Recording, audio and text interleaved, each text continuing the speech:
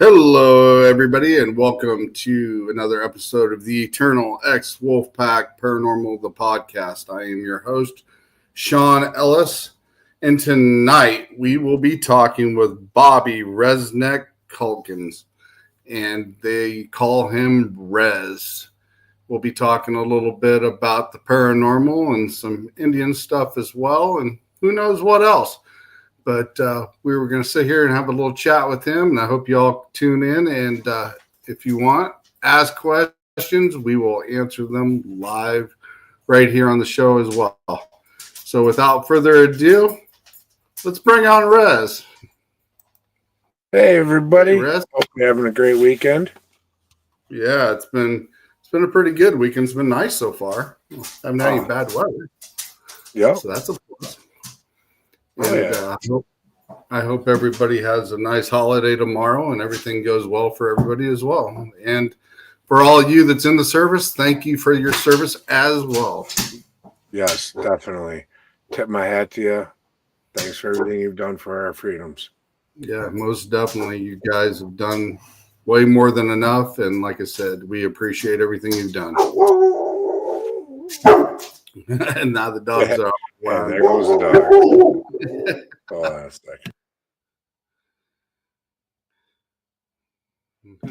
that's sorry about that.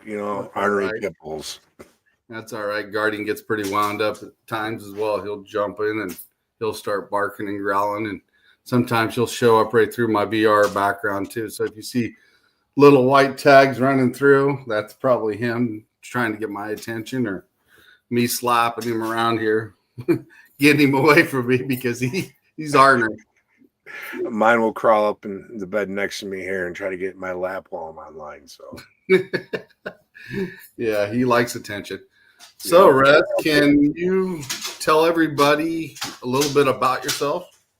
Yeah, I'm a paranormal investigator, crypto investigator, certified psychic medium, and an ordained minister. So, where do you want to start there? Originally out of the Chicagoland area. Now I'm coming up from the Stockbridge-Muncie Indian Reservation up in Bowler, Wisconsin. That's awesome. How did you get into the paranormal and psychic part? Well, I kind of grew up with it. Being my parents were both ministers in the spiritualist religion. So to become a minister, you go through a missionary class, which is basically their mediumship courses. And then you go through healing, and then you go on to your ministry. Well, back then, my parents didn't have anybody babysit me, so I'm a little toddler. They'd throw me in the corner with some toys and some coloring books while they sat and do class. Hey guys. I seen her in the back with her head. Seen her in the back with her headphones on there. I figured she wanted to pop in and say hi. And hi guys, how are you? Maybe get in on the conversation here. Right, shenanigans as always. Shenanigans. I was listening. Yeah. So, yeah, so I got stuck in the corner with the toys, and as a child, I opened up quite a bit and was able to give readings. And when it came to school time, the parents kind of said, public's not ready for you yet, and kind of folded me back up. Every house we lived in had spirits. So hey, Anthony. So I kind of grew up with it, haunted houses, knowing of the spirit world. And it wasn't until about 4 years ago I finally got tired of calling bullshit on all these shows on the Travel Channel and Discovery. And, like, that's bullshit. I can do that. And friends going after years going, well, why don't you then? Heck with it.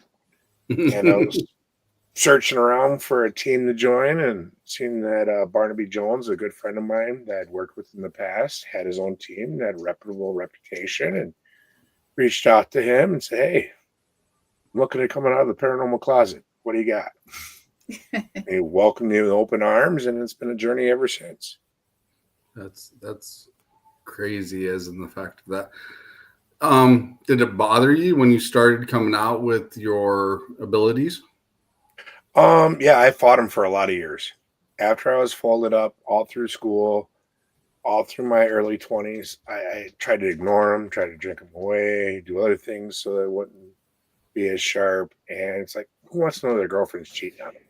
Who wants to know that, different things that weren't so good, or like when someone's going to pass away? Right. It was hard for me to accept. So and it wasn't until my later years like, all right, well, I have these abilities. It's a shame that I'm not using them to help people.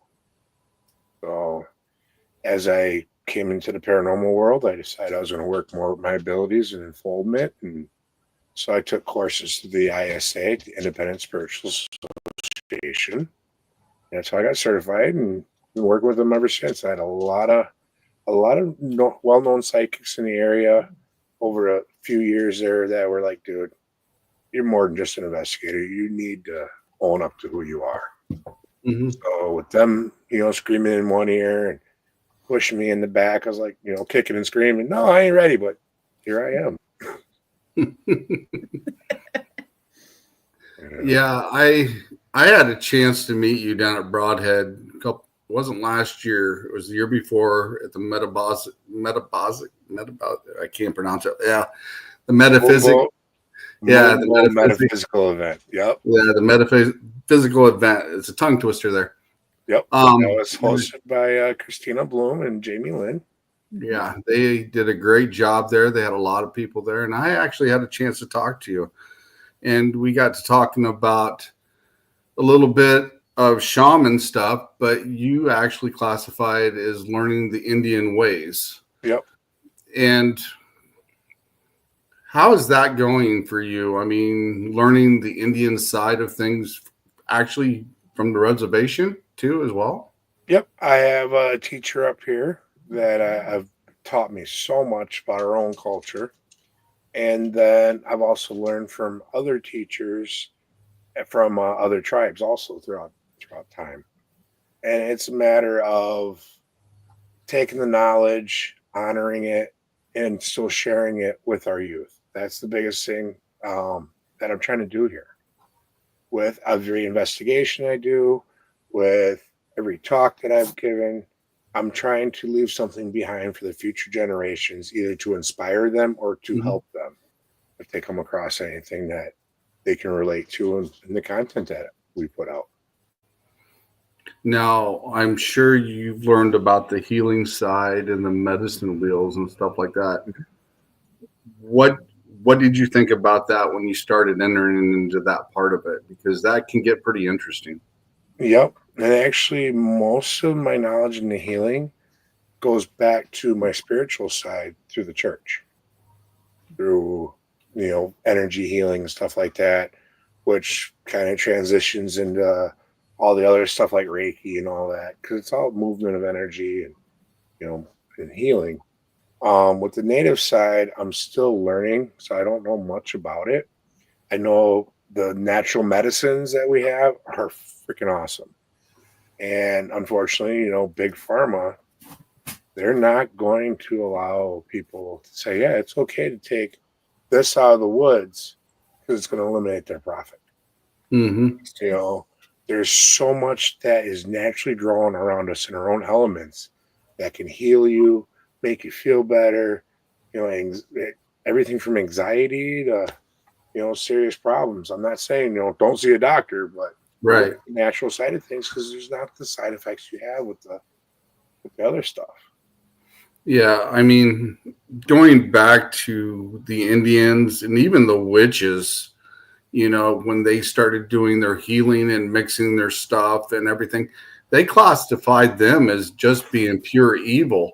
And the fact is, they hung people for that back then, to be classified witch or the way they helped people. And it was just wrong because they were actually doing a benefit to everybody.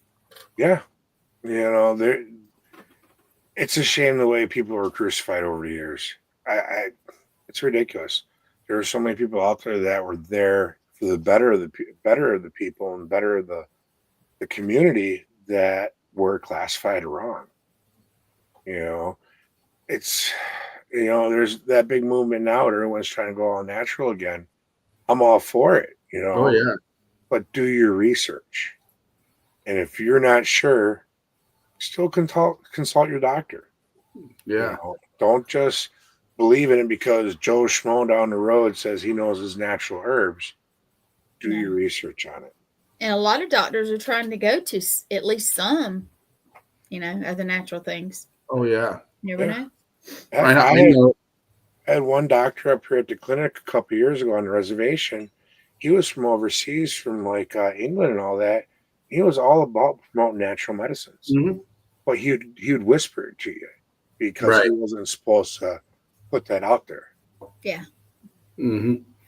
I actually had a doctor that helped me find what was wrong with me, and she was a naturalist as well.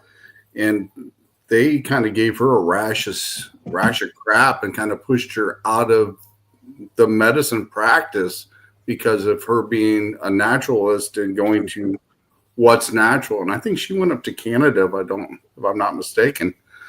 But, it makes me wonder if all these people, like the Indians, were still around, and all these Wiccans that actually practice this stuff, learn this stuff, was still around, and how much would it actually have benefited the people instead of what we have today?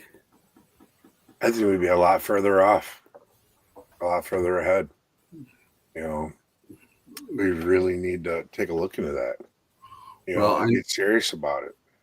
Because I do know one thing. Sometimes medicine that you take in general, just one type of medicine, will give you a side effect, and then turn around, they'll give you another one to try to take care of that side effect. Yeah. And it's just compounding the situation. Yeah. I've been there. Hey, how's it going? So I get it. Yeah. Anytime you can go natural, do it. And I even think the government actually did a lot of experimenting back in the day and realized what some of this could do, and some of it's actually been pulled. Yeah. Well, there's stuff that we allow in our country, in our foods even, that isn't allowed in other countries' food. Oh, yeah. It's... So, yeah, you can trust the government. Just ask us Native Americans. Well, it makes me wonder. It makes me wonder so much, because even the water we drink's got stuff in it. Water is supposed to be pure, and there's really not supposed to have any taste to it whatsoever. It's just supposed to quench your thirst. Yeah. And you can taste the chlorine and the other stuff in it, and that's not good on your body in general. Fluoride's been in our water for years. Yeah. As far as I know, we're the only country that puts in our water. I think I read an article. Russia actually uses obsidian crystals to filter some of their water. Nice. Yeah, and I thought that was very interesting. But you also got to watch certain crystals now, because some of them are synthetic, and they will deteriorate in water and cause another problem as well. Yeah. Well, someone was telling me in a conversation, we drink everything from these plastic bottles. There's little bitty chunks of that plastic, so small that you can't see unless it's under the microscope, that is breaking down into the water. So when you're drinking it, it's getting deposited into your body. Mm-hmm. That's the one thing I can honestly say about living up where I'm at. I've always loved the water. I have a natural underground spring on the property, piped right into the house, no filters, no nothing. Yeah, and it is just pure water. That's great benefit that you got there. I remember, we used to drink out of bottles, glass bottles. Now, I don't know if that was worse, but the fact is, I don't think it was as much as contaminant as the plastic does when everything's absorbed from the plastic itself. Yeah. I prefer a glass bottle, even for my sodas. If I can find a Coke in a glass bottle, I'll buy it. Or a Sundrop in a glass bottle is my first pick over anything. Oh. It's just, you get a whole different flavor between the glass bottle, the plastic bottle, and the aluminum can. Yeah. I remember drinking Pepsi out of a glass bottle and root beer out of a glass bottle, and it always had a better taste to it. Yeah. And it was like a fresher taste instead of the taste that it has now. Yeah, more of a crisp. Yeah. And I wish they would actually go back to stuff like that. And it's hard to find that stuff anymore. Even even the stuff we cook with, like these skillets and stuff, it's got this Kevlar crap in it. Oh yeah. Yep, give me my old cast irons. That's what I prefer. Yeah. I actually got one for Christmas, a cast iron that I'm going to start using again and go back to the old way a little bit. But yeah. Season it with plenty of bacon grease. Yeah, somebody told me that, and just leave it like that, and then just kind of scuff it out a little bit of here and there, and but it leaves the flavor in there, and and it's going to take some time, and after you cook with it for a while, with the different greases, it's going to soak in, and it will season and flavor that pan. Yeah, we're going to try it here before long because I do like eating steak, and I'm going to buy some steaks for it. Never wash it with soap, ever. Yeah, that's what somebody told me as well. Don't ruin it. Yeah, mess it up pretty good. I almost killed one of my stepsons. I have one that's probably about 15 years old. I inherited it from someone. Great flavor, awesome pan. He was going to be nice and do my dishes for me. Well, he threw it in the dishwasher. Pan has never been the same since. Oh no. Yeah. You can get it back in shape. There's a way with salt and oil that you can get. Yeah, well, I've re-seasoned it, but it's not the same. I've saved it, but there are ways, and the older folks could tell you, but I have read, and it's salt and oil, or it may be even like bacon grease or lard or something. I don't know exactly, but yeah. More of the grease and the lards, I think, are better for that, for the seasoning purposes. You have to bake it in, I believe. You put in the oven for so much. Yeah. I read up on it and tried to do one for my mom, and I think a friend of mine too, and it's not the same. The oil, when you use the oil, it leaves a different kind of film on it. So I didn't like that. I've tried one with oil. Yeah. But, the grease is where I've gotten lucky with it. Yeah. If you go out camping, and you're out at the lake, when you wash that out, and if you got some stuff that's burnt in there, use the sand as a scuff it out, and then just rinse it in the water. Yeah. Yep. That's kind of that is actually the old style, the way they used to do that as well. Yeah. Just kind of scuffing it a little bit. We've gotten way off topic here. Sorry. No, it just kind of flowed from what we started with, and it's all good. So, to the paranormal, you being a paranormal investigator, what is some of the things you do before you go to an investigation? Do you do any specific type of rituals, or? I do once I show up. First thing I do is, before I enter the building, I give an offering of tobacco. And I basically let them know that I'm here to interact with them, to give them a voice, to tell their story. I mean them no harm. None of my team or anybody with me means them harm. But we're just here to have a good time with them. And also in that same moment, I let them know that they are not allowed to follow us. They must stay where they're at. So because I don't like bringing people home with me. I'm sorry. All right. If they need help and they follow me home and they need the help, I'll help them. I'll cross them over. But I'd rather do it there than in my own home. Most definitely. I had a friend yesterday that contacted me that was kind of, how do I say, a skeptic. And he had 3 cemeteries he wanted to take me to. So we got in the car, we went to go eat lunch, and we went to these cemeteries he was talking about. And we actually got a little bit of activity there, and it kind of shocked him, that what we got there, especially with the REM pod being there, and it was activating the REM pod and stuff. And by the time it was all said and done, we were walking out of the cemetery. I said, "You're not allowed to follow us home. You're supposed to stay here, and you guys have a nice day. You're not allowed to follow us in the car, get in the car, or leave with either one of us." And he goes, "Why do you do that?" Because you're setting your boundaries. Yep. And he's like, "I never knew that."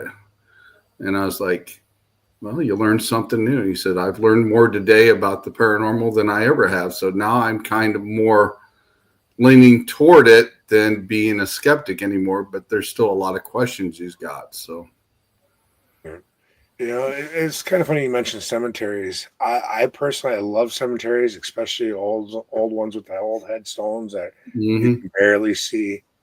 But on the other hand, and what I believe in is when I'm dead and gone and my corpse is down there, that cemetery is like a junkyard.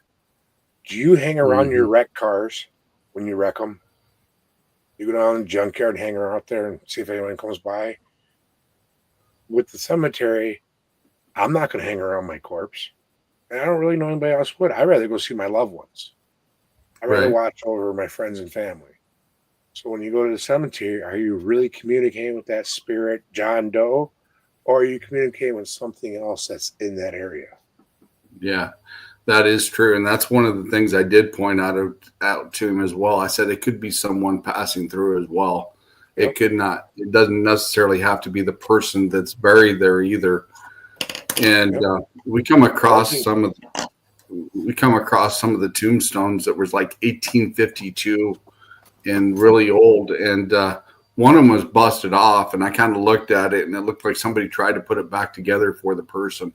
They had some kind of bonding or something there. And I said, maybe the next time we come back out here, maybe we bring a drill.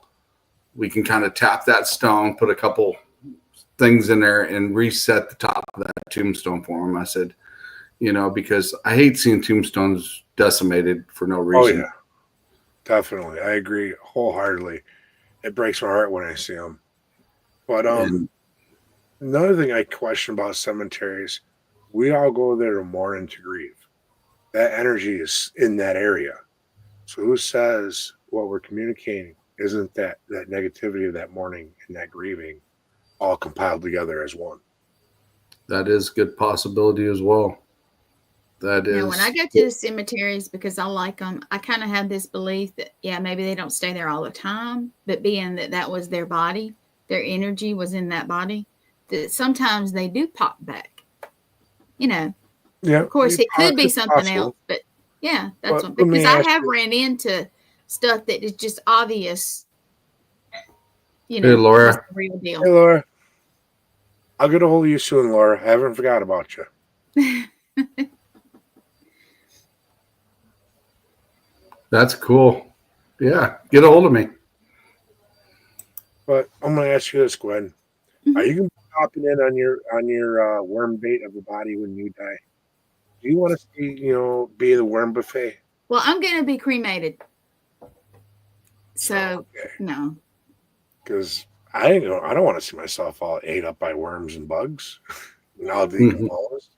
I love a good horror film, but I don't want to. But sometimes it's the last place they saw their family grieving too. So I don't know. I believe they pop in and out. I just do. That's my thing, though. Yeah. There's a lot of people that believe that, and it's perfectly okay. We won't know the answers until we cross over 100%. Exactly. I mean, I also know that a lot of us have different opinions on how, when we pass, what happens to us as well. I mean, one of the things that I kind of believe in is that you'll stay with your body for about 3 days after you die. It's kind of a mourning process. And then when you leave, you become energy. You go where you want, Okay. Now, native belief is that first 3 days, they light a fire so you don't get lost in the other world. And that first 3 days, that's your chance to run around and say your goodbyes and set your things right before you cross over. Before you leave this planet, this realm, this dimension, whatever you want to classify it as. Right. So, and after that third day, when they put your fire out, that's when it's time for you to go check in. That's kind of an interesting side of things as well. I try to learn a little bit of everything so that you have the knowledge to understand everybody's perspective of it and not just a one frame of mind. Same boat here. Because to me, when you stop learning something new, you might as well just get out because you're not going to benefit yourself anymore. Right. Well, I've said for years, the day you stop learning is the day they throw you in your casket. Yeah. Yeah, well, that is true. And I've been on the Native American trying to learn to catch up. Since I just found out that I was. I'm trying to embrace it. In other words, and Yeah. Rez has answered some questions for me, so thank you. Well, you're welcome. Yep. I don't have all the answers, but I'm always willing to share the knowledge that I got. If I don't know the answers, I might have somebody in my speed dial that does. There you go. I appreciate it. You've answered some questions. Of course, Litriana has, and other folks, even the chief of our tribe, and I'm getting there. Laura said, "Watch some of the Rob Zombie makes. He's really, really good at horror films." Yes, Devil's Rejects is my favorite of all time by him, hands down. I think didn't he remake the new Halloween at one time? Yep, he's got a version of Halloween. He did. Let's see. I think he's got one called 31 that it takes place kind of like carny folk or circus folk that are being chased through, being tortured, murdered. He's got quite a few movies out there. What's this? She said, "My cousin passed away back in February. She came to visit me, and I heard her on an EVP. I told her if she ever died to leave a clue of something we used to do. She said, a werewolf, and we used to play the game Werewolf, the Apocalypse. Then she said, it's your cousin, LOL. Cool. I've actually experienced stuff like that quite a bit over the years. I know my mom had a pact with her best friend, who also was a minister. Whoever go first, they'd notify each other. And Eileen's phone rang at 5 o'clock in the morning when my mom passed. She's like, and there was nobody on the other line. Nothing on the caller ID. Back when they did those separate caller ID boxes back in the old days, and nothing came up. And she's like, it had to have been Rose. And then I've had cases where I had a unsolved murder that was called out on in Chicago by a retired cop that kind of help him. And I was looking to help give closure to the case. And we went out to where this young lady was murdered and where her body was found. And we really didn't get much on the equipment. Well, later on that night, I'm sitting back where I'm staying, sitting outside my car. I forgot one of my phones was still recording, because sometimes I use my phone instead of my digital recorder. Totally forgot. So the thing's been running for like 2 hours long at this point. And I'm sitting there in the car and I'm talking to her like if she was here with me. I'm like, hey, I'm sorry. I really wanted to help. I wanted to give some closure, take you off that unsolved case load and this and that. And I hadn't looked down. I see my phone's recording. Oh, shoot, pick it up, stop it, smoke my cigarette. You know what? I'm going to back it up a few minutes just for shits and giggles. Caught an EVP from the little girl, basically saying, let them know I'm at peace. And I was the only one in the car. And this was 30, 40 miles away from the site where we were. Mm-hmm. Yeah, Laura was speaking about her cousin passing about 2 years ago. I actually had somebody that passed that I was very close with. And that was the first full body apparition I seen. And it was right in front of me. And I asked a few questions. They acknowledged it. And the ones they answered, I was right about, and then they decided they were just going to leave. They went out through the front of the house, and they're always coming around. But normally when I see a spirit, it's like heat coming off the asphalt. I see like energy waves. I don't see a full apparition, but that night was the first one I have ever seen face to face. So nice. Yeah, I get that waving in the like the heat waves, stuff like that. I get that from time to time, and I always question myself if that's spirit or if it's something else. But mostly, a lot of times, I actually feel them. I feel the presence of them, and then they project stuff into my head. So I might tell you I'm seeing someone and give you a description, but it doesn't mean I've physically seen it. It's what they're telling me, what I seen. I didn't. Yeah. It's weird to explain. Yeah, it's like Brain says you've seen it, but yeah, I could actually feel the energy and what's around and what it is, if it's a good, bad, if it's medium or whatever. And like I said, and me and Gwen's even had this conversation before. Everyone's different. Everybody interprets that the way they see it and how they feel it. And that's the unique thing about every one of us. We're all different. And that's why some things work for us and some things don't. exactly. And it's all how you learn and who you learn from. Because if you learn from one person's techniques, that way. Where I've had several different teachers over the years. And so I learn a little bit of here, a little bit there, and kind of make my own path from that. Mm-hmm.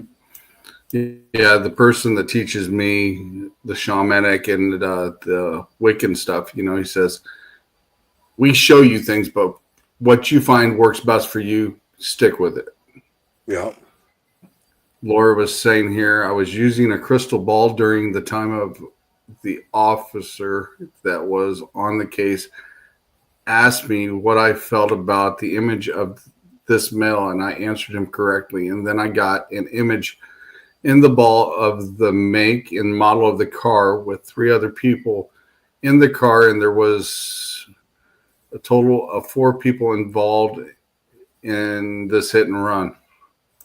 It's pretty awesome. It's awesome that she was able to pick up on that.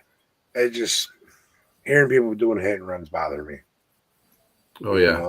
I was a young man. I had an older friend of mine I looked up to that was something similar to that. He laid down out on the curb by a bar once, up against the pole, fell over, so his head was over the curve, and you can only imagine what happened there. And no one ever found out what happened to him. Yeah, I actually had the last fall helped a young lady that was involved with an accident, and it was a complete accident. The guy who had been to the bar or whatever, and he walked down the middle of the road and she didn't see him. Oh. And she kept seeing his image in the Jeep. So we went to the Jeep and we had a little talk and we did a ceremony and a cleansing. And we were sitting there talking with him and says, she's sorry that this happened. She didn't want it to happen. We know it was an accident and etc. And we actually seen a shadow outside the Jeep when we were sitting in the Jeep talking of that person standing there. And we just explained, everything was an accident and, no one was meant to get hurt. And if he wanted to pass on, he could. And we took care of that situation, and she's been doing very well ever since. Good. Yeah. Yeah. I can only imagine the amount of guilt that she was living with. Oh, yeah. And, if you don't know how to process that or let it go, that'll keep, pooling and building up. And, some really bad things can happen then. I think the best thing was the fact that they could be able to sit there and we were translating back to each other.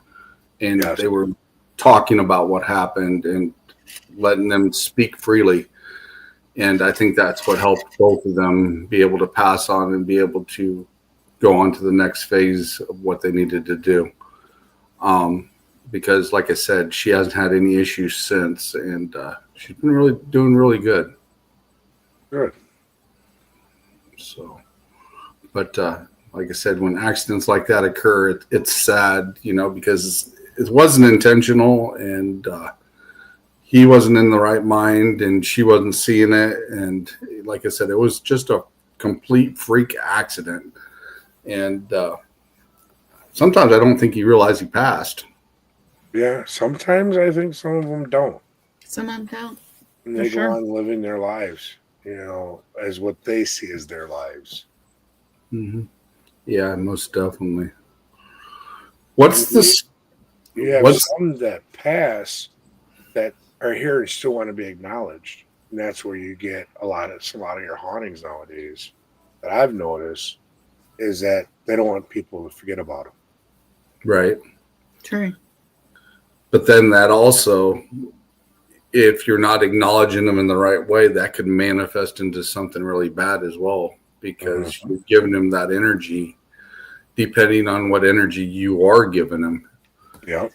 You know, and that could kind of go in a bad direction, possibly. So you got to know what you're doing and don't pay attention to the TV shows. It's entertainment only. Well, most definitely, for sure. Have you ever ran across a situation that's like, what the hell? And you wanted to maybe either debate it on staying to help or walk away? Not personally, far as a client or anything like that. I actually had a personal moment where I was coming home from an investigation. I think I might have told you this before. I was coming home from an investigation and lost like 20 miles. And I was back on a highway heading back north. That was the only time I really questioned me, like, what the hell? You know, why? You know, because I was coming home from an investigation perfectly A-okay. Next thing you know, I'm on a totally separate highway heading back to the UP. So, Yeah. I think some of us, a few of us, because like I said, I remember that night we were talking about that, because I had a situation where I actually pulled up to a stop sign, and I think I told you this as well. And I was actually video chatting with 3 other people on the phone at the time it happened, but I pulled up to the stop sign, and then I went to leave the stop sign. Next thing you know, I'm 2 miles down the road blasting through a stop sign, and all I hear was a boom, skid marks, and I go in the ditch. You know, that road had curves and everything else. And like I said, I was sitting there talking to those people, and they said, what happened? Because they heard what happened. yeah.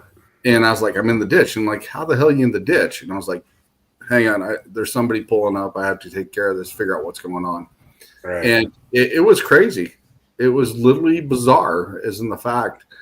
And I know me and Gwen has actually had a conversation at one time or another when she was texting me right after lunch. And we had a time lapse because a friend of mine came up to me and says, it's 4:30 already. And we started texting about 1 o'clock. And it's just like a lapse in time. Yeah.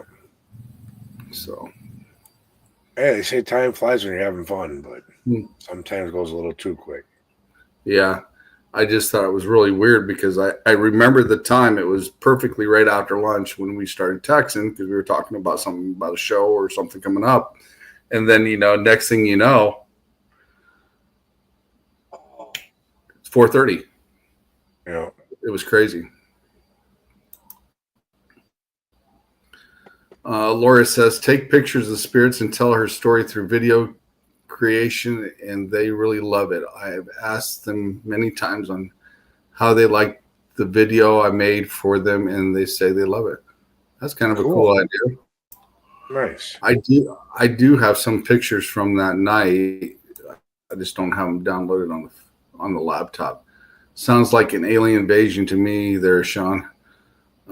I've actually had a couple of those scenarios happen to me, and I'm not the only one that's happened to. And yeah. I wonder some days. You know, some of the things that I've experienced and things I see. Really wonder if we're just somebody's little ant farm down here. Right. Kind of makes sense. Your opinion on the whole thing of the fact of the time lapse, because some people say it's possibly that we were visited by an alien at the time it happened, or it was like a blink of an alien, or do maybe you think it's a possible wormhole that we just happened to come across that we skipped that time frame? It could be any one of them, honestly. You know, it could have been a portal that we went through that shot us into another time. It could have been, abduction. You know, heck, it even could have been something dark, playing with us on the spiritual side. Yeah, We kind of honestly don't know. testing it. Yeah, like testing us to see how we're going to react to everything. Yeah. See if we're weak enough that they could actually screw around with us. Because, they're not going to go after the strong ones. And I'm the first one to tell you, when I walk into a building, darkness goes the other way. Has always since I was a child, because I burn brighter than most. Well, they don't like being in the light. Darkness can't stand in the light. So when you walk into them buildings and they see you glowing like a giant beacon, one of two things happen. The darkness runs and the innocents come close. Yeah. I got jumped by my neighbor the night he died when I was living down in Nichols in the trailer park. Sitting there watching wrestling, and my stepson's in the room. We were watching some of that hardcore stuff, death matches and stuff. And next thing I know, I literally almost jumped right out of my skin. I crawled right up onto my headboard, and I was like, "Get the F off me." I felt like somebody literally dunked me in Lake Michigan in the middle of January. Oh, That's wow. how freaking cold I got. Instant on, instant off. And I'm like, what the hell? I was a little shaken about it. So I get up to go grab a soda, and I look outside. And, of course, I'm in a trailer park, so you're right next to your neighbor. I look out the window. His entire family's sitting there crying on the front porch. So that coincided with what happened to me. All I could think of, he seen my bright light and kind of started to come over here, and it's like, no, I ain't the light, dude. Yeah. We got more to Allie here. She said when driving, it's an effect called dream driving. You can't remember how you got from point A to point B. I realize that happens sometimes, but I was actually in an accident when I was in high school toward the end of, well, actually I was about a half a year out of high school. And a buddy of mine got out of the military for basic training, and we went riding one night. And the dream driving part is what happened to us that night, because I remember driving through certain parts of it, and the next thing you know, I opened my eyes and I hit the curb. I actually hit the guardrail that night, me and him, because I actually fell asleep behind the wheel that night and tore up the car.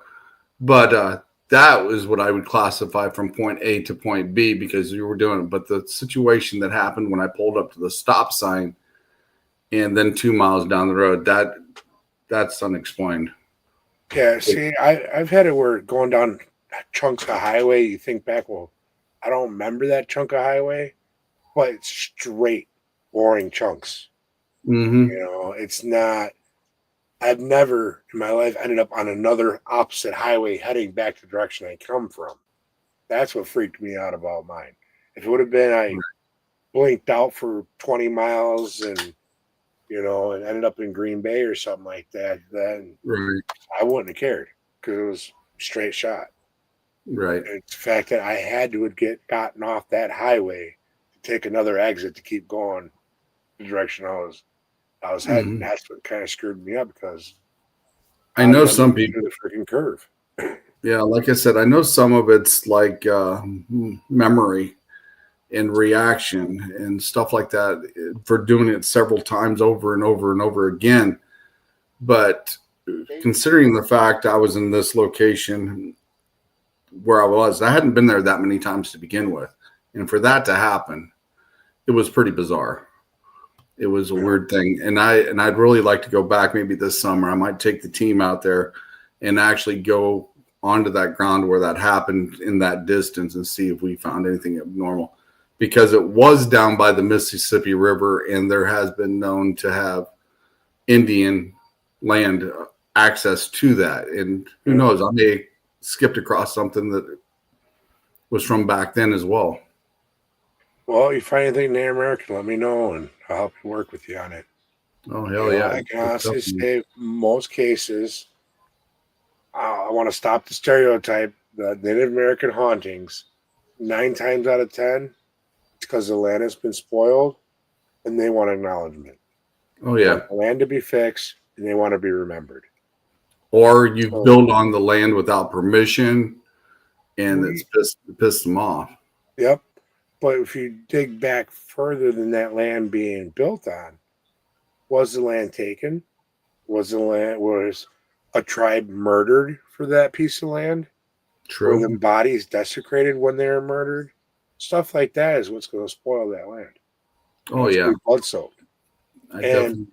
a lot of times you end up with a warrior, someone that stays behind with that land at that point to kind of try to protect it from getting any worse. Mhm. And as progress goes on, then they start building on the land and everything else. And that's when a lot of it goes haywire Mhm. because they're not honoring the land itself. They're not honoring those that died there. And then they're kind of just brushing on under the rug. They're not Oh, telling anybody about that, what really happened. I agree. I definitely agree with that 100%. Laura says, I have something strange happen the other night. I had a phone and a camera on and no lights and a fire going, and there was a bright light covering my whole entire head. Everyone was able to anyone able to explain that? Could have been your own aura you're putting out, your own energy. Very possible. That's the first thing I'm thinking. You know, if you're opening up to the universe, like how they say, like in Reiki, a lot of them, you kind of open up and funnel everything in. If you're opening up, you're going to download or something like that, very well could have blocked it out. And, being around a fire, I know when I work with energy, sometimes I will light a fire and do energy work. So that's possibly what was connecting with as well as the energy from that. Yeah. But fire mesmerizes me. I zone right out on the flames. Well, it definitely gets very interesting watching fire, and especially in the locations, depending on what location you're at as well. But yeah, that's definitely an interesting thing. So it's getting to be the top of the hour here in about 15 minutes here. What advice would you give new people getting into the paranormal or wanting to get into the paranormal? First off, before you jump in feet first, maybe take a tour with an experienced, credible team. People that are knowledgeable that have been doing this for most of their lives. Don't just jump into it because there's way too many things that can go wrong that way. So, and if you don't have a local team that's reputable that you can talk to or learn from, then maybe look at some of these guided tours that these locations are having now. Just get your feet wet that way. They kind of have an idea. A lot of people think they can go into paranormal, what they want to do, but once they get into it, they get freaked out or they figure out it's not for them. So take your time. Don't rush into anything. But the biggest thing I say is find a mentor. Find a team to learn from. I definitely agree with that because, I've seen people that actually form a team thinking that, hey, this is easy, go into a location and actually mess things up worse than what they are. Yep. And don't provoke. Whatever you do, people. Oh, never provoke. Never. There's a time and place for that. And if you're a newbie and you don't know what you're doing, you're just making it worse. I agree.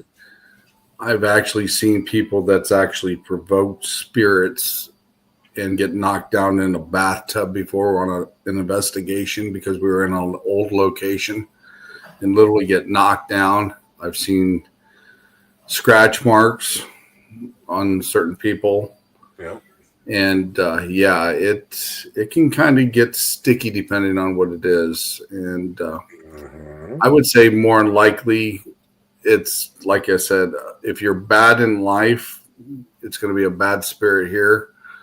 And it's very rare it'll be a demon. I will say that. It's very rare.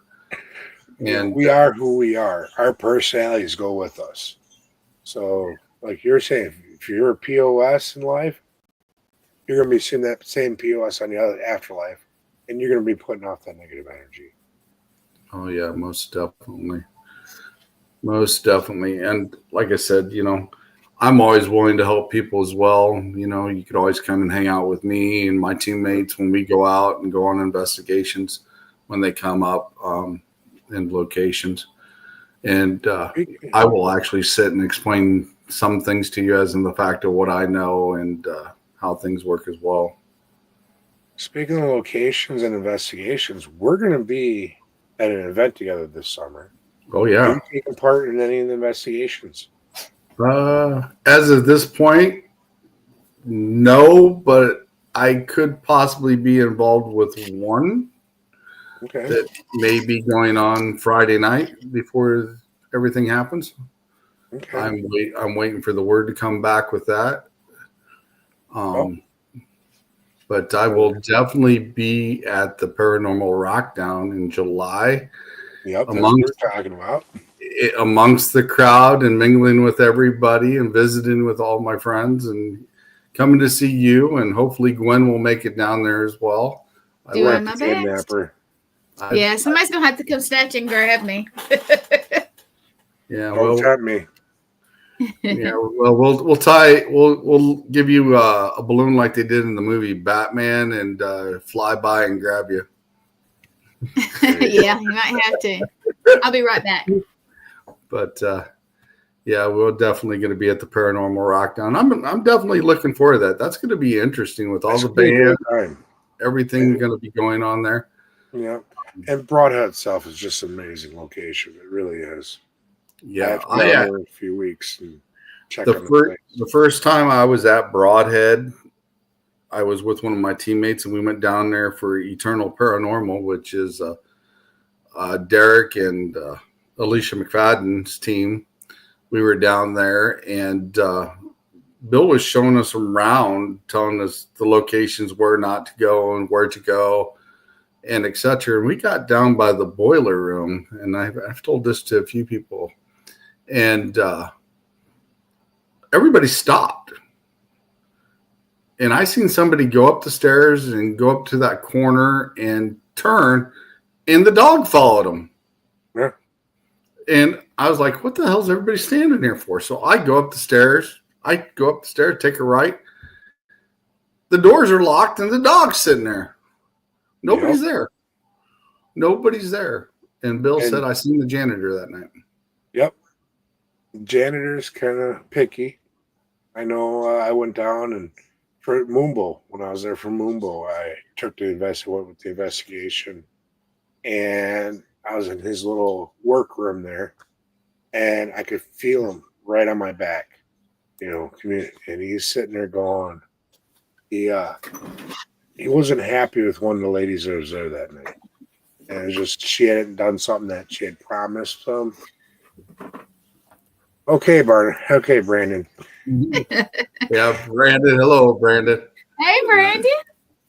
But she hadn't kept up on her word. She was a little irritated with her at the time. So that's why he was kind of standing behind me in the corner, and he was like all over my back. And I could feel that just pulsating off it. Good to know it still works, buddy. Yeah, I'm glad you didn't need no help, my friend.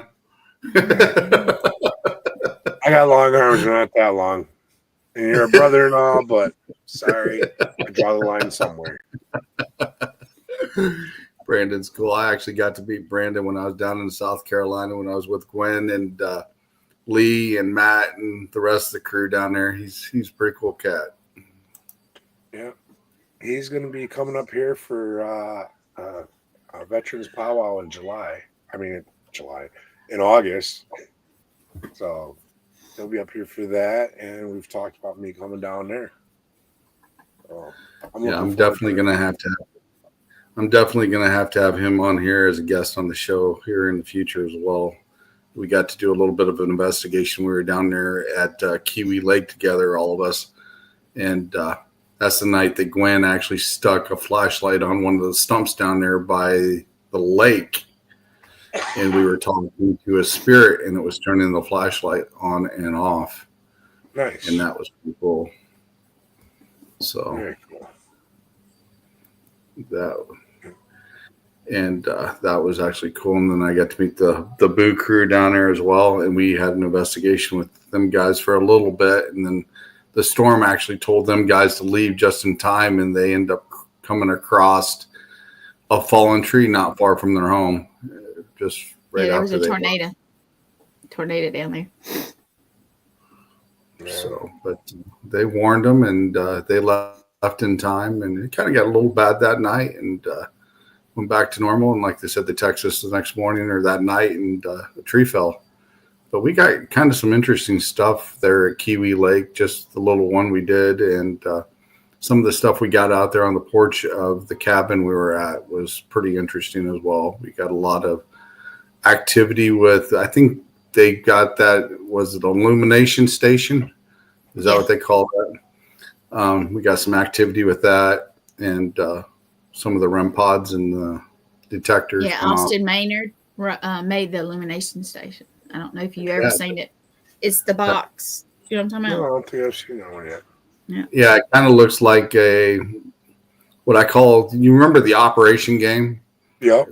It's about as big as that, maybe a little bigger, but on the top of it, it's got sensors, and you run your hands across it, and it turns all different colors when you're moving your hand across the top of it.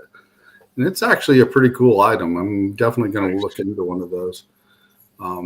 It's kind of cool. It's definitely cool for sure. I'm going to have to, like I said, look into one of those for the team as well.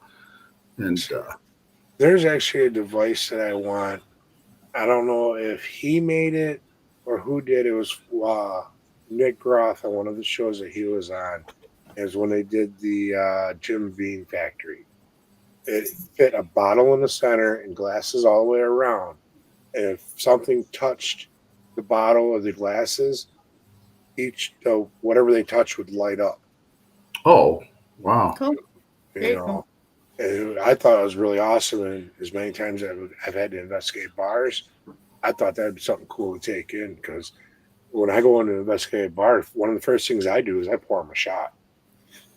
You know, put it on the bar, put a dollar bill with it. There you go, guys. That's definitely, cool.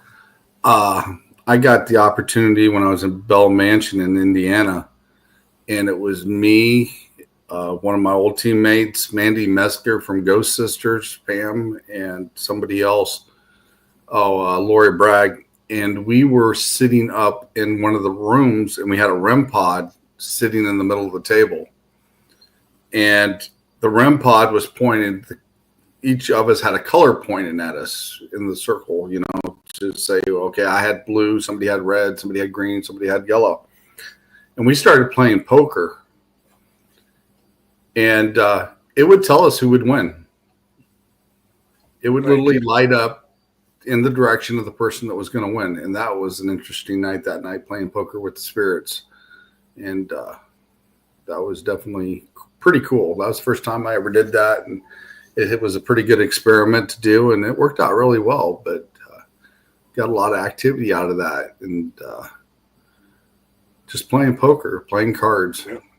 Well, there is a card game, like a high-low card game that the Navajo play with the paranormal. I actually seen Hero from Unearthing the Supernatural do it on his channel, and I've spoke with him about this in the past. And basically, he'll set up a flashlight for the spirit to light up and turn on and off, and then you deal out hands of cards. You get the option of looking at your card, and you can either keep what you have or get a new deck or a new hand. But the goal is to have the highest hand, and you can play that game with the paranormal. And when he showed it, it was pretty cool because they were pretty much kind of like betting in a way. And I believe that night he had actually won the hand. But you'd see, do you want to stay with what you want? Do you want to hold, or do you want a new deck? Light up if they want a new hand or if they want to stay. And he explains it on his channel, all about the history of it and stuff like that. Which I personally might say, I thought that's really cool. I'm gonna have to try that on investigation. One thing I'd like to get my hands on, and we had one when we were a kid. It was called a Speak and Spell. Yes, remember those? I remember them. I I would love to get my hands on one of those that actually worked because it actually talked after you made the words. Yep. And they could have somebody fix that up to be able to communicate. That would be cool. I would talk to Katie.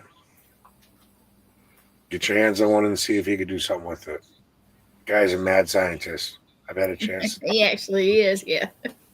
He's good. If I get my hands on one, then that's the person I'm going to get a hold of for sure, because I think that would be interesting, being able to do that. Yep.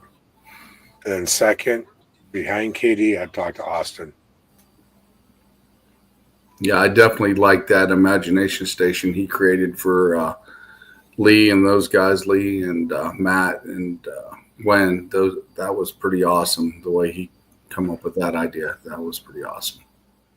So, well, Rez, we are at the top of the hour. All right. There's one more question I'm going to ask you, and I think you were the person that I was talking to about this. Okay. Comic books. What's your favorite? Oh, that's a tough one. I kind of lean more towards the X-Men, but I do have a 1978 hardcover original Stanley Jack Kirby Silver Surfer. Ooh. Ooh, that's kind of cool. Yeah, I picked it up. I think I was 13 years old. I picked it up out of a giveaway bid at the library. I like the art in it back then, and I've held on to it for all these years. I would say that's pretty cool. I actually got a comic book, and it came into the pack. Remember when Sears and JCPenney's you'd be able to buy a group of comics, a stack of comics around Christmas time? Yeah. And it'd be random comics. I actually got one of Superman versus Muhammad Ali. Oh, wow. Yeah. That I thought that was actually pretty cool, because they neutralized Superman's powers so that it would be equal. And Muhammad Ali had an exhibition match, and it was kind of an interesting comic. That would be cool, definitely. So, and I've also got a copy of Superman #1, and I don't know exactly what edition it is, and I'm still doing some research on it, because I know the different colored cars will tell you the edition, but then there's a lot of mixed sayings about that. Some say that it could be this and it could be that, regardless, because then they say there's alternate rocks in the way they're on that cover along with that car. So, but yeah, I actually got a copy of Superman #1 as well. Nice.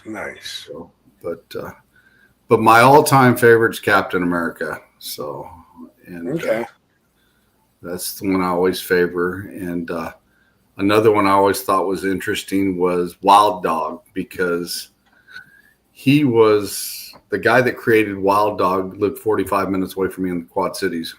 Okay. So, and then they actually used that character in the Arrowverse on TV, Wild Dog.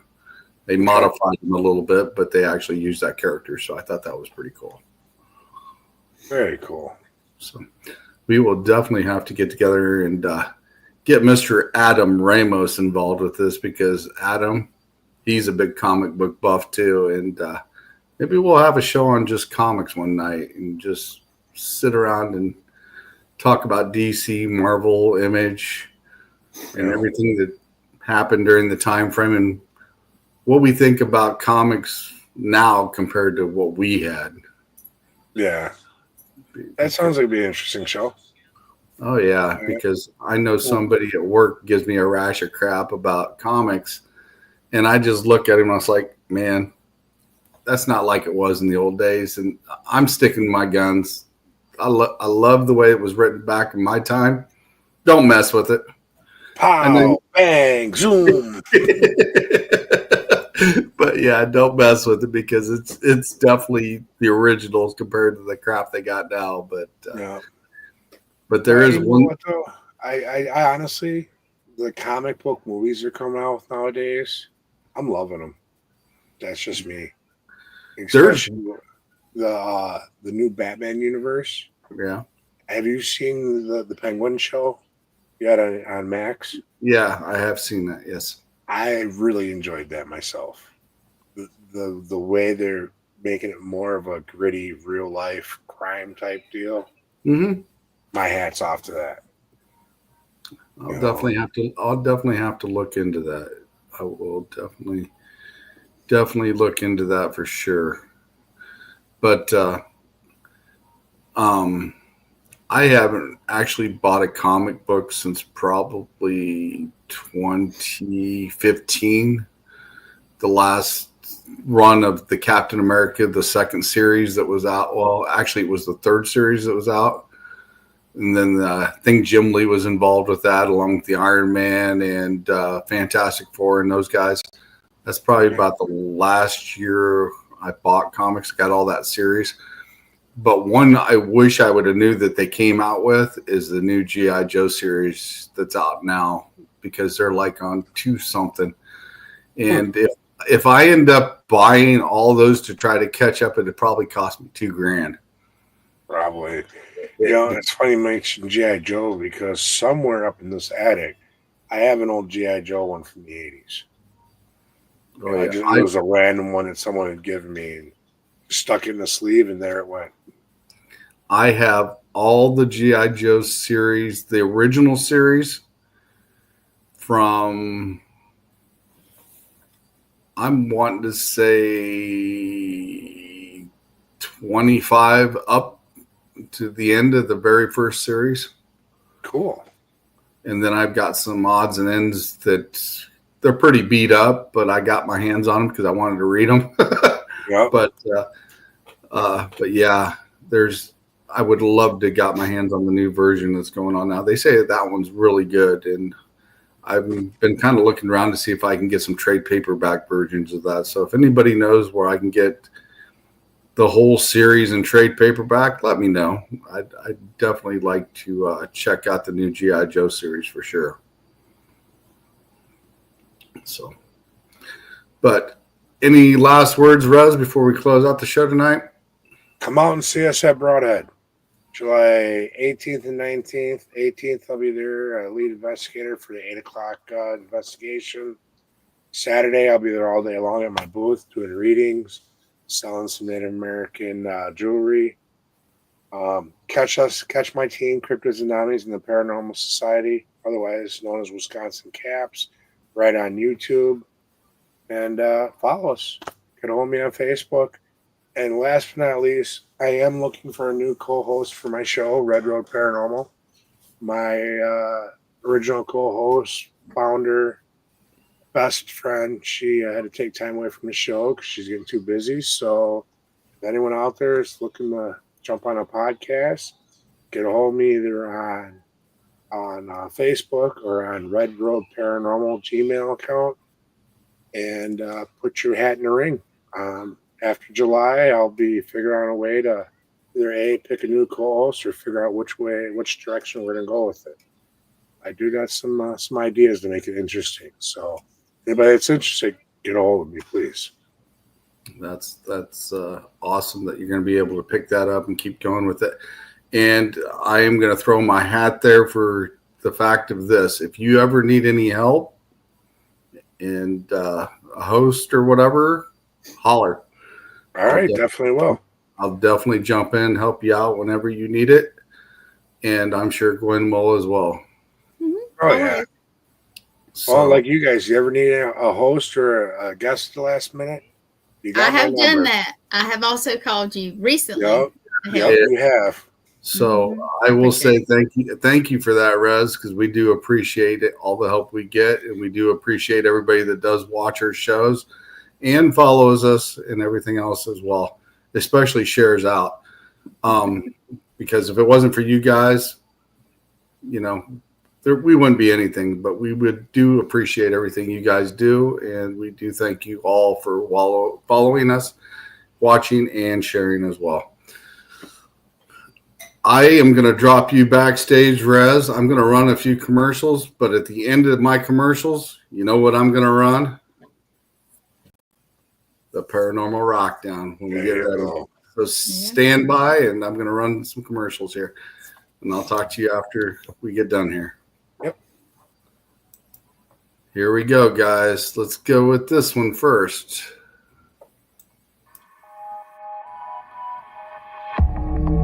All Access Network Television.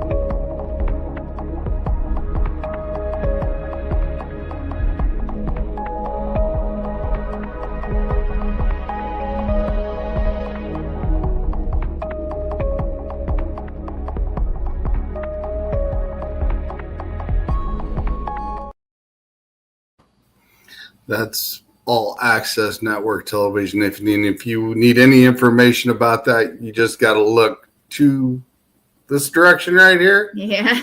Contact me. Ms. Gwen Johns, the producer of All Access Television Network Television. She will have all the information you need if you'd like to find out more about that. And she is also the powerhouse producer behind all of the shows that run on Mondays, Tuesdays, and Thursdays. Any day. Any day. We have specials and we have a lot coming up. So no telling how many days we're going to be. But yeah, watch it. Watch us. If you see me on live, if you see Sean live, just pop in. Yeah, definitely. Like I said, I like to thank you guys for everything you do for us, for the Eternal Ex Wolf Pack as well. You guys do an amazing job. Also, I'm going to run another commercial right here for Mr. Thomas Gormley.